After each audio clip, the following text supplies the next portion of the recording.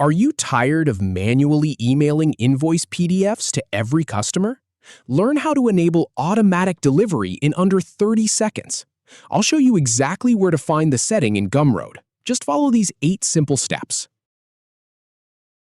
First, head over to Gumroad's website. Once you're there, go ahead and click on Dashboard. Now, click on the drop-down menu in the top right corner. From that menu, select Settings. Then, within Settings, click on Billing. Here, you'll see an option to enable Invoice PDF delivery. Turn that on. Click Update Settings to save your changes. And that's it. You're all set. Thanks for watching. If you have any feedback or if any info is inaccurate, please leave a comment below. We'll do our best to answer or redo the video if needed. Thanks for watching.